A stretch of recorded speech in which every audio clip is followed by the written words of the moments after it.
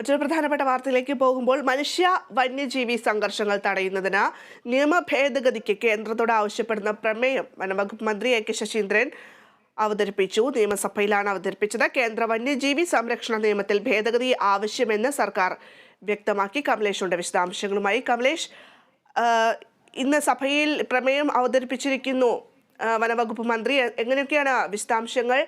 ഇതിൽ പ്രതിപക്ഷത്തിന്റെ ഒരു നിലപാട് എങ്ങനെയാണ്?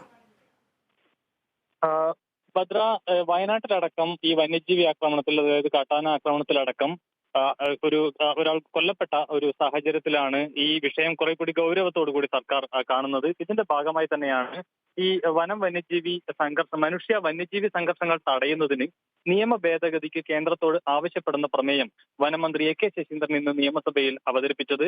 കേന്ദ്ര വന്യജീവി സംരക്ഷണ നിയമത്തിൽ ഭേദഗതി ആവശ്യമെന്ന് സർക്കാർ ഈ പ്രമേയത്തിലൂടെ ആവശ്യപ്പെടുന്നു. ഇതിൽ പ്രധാനപ്പെട്ട 3 ഭേദഗതി നിർദ്ദേശങ്ങളാണ്. ഇതിൽ മന്ത്രി പറഞ്ഞ പ്രധാനപ്പെട്ട കാര്യങ്ങൾ: ഈ വന്യജീവികൾ ജനവാസ മേഖലയിൽ ഇറങ്ങുന്നത് മനുഷ്യജീവനും സ്വത്തിനും കൃഷിക്കും വലിയ ഭീഷണിയാവുകയാണ്.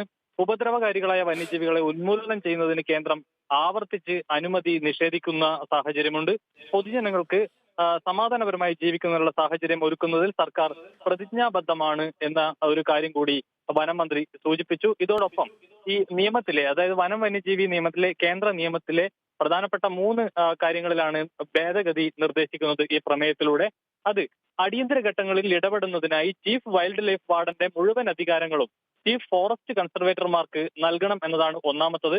കേന്ദ്ര നിയമം കാലാനുസൃതമായി ഭേദഗതി ചെയ്ത് വന്യജീവി ആക്രമണം തടയാനുള്ള സാഹചര്യം സൃഷ്ടിക്കണം എന്നതായിരുന്നു രണ്ടാമത്തെ ഭേദഗതി നിർദ്ദേശം. അതോടൊപ്പം മൂന്നാമത്തേത് കാട്ടുപന്നിയെ ക്ഷുദ്രജീവിയായി പ്രഖ്യാപിക്കണം എന്ന ഒരു ആവശ്യം കൂടി ഈ പ്രമേയത്തിലൂടെ ഉന്നയിക്കുകയാണ് സർക്കാർ.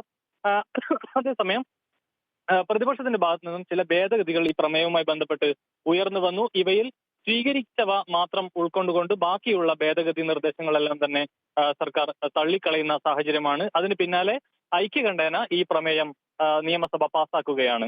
ഭദ്ര. ശരി കമലേഷ്, എന്തായാലും നമുക്ക് മന്ത്രിയുടെ വാക്കുകൾ കൂടി ഒന്ന് കേൾക്കേണ്ടതുണ്ട്. വന്യജീവികൾ ജനവാസ മേഖലയിലേക്ക് ഇറങ്ങുന്നത്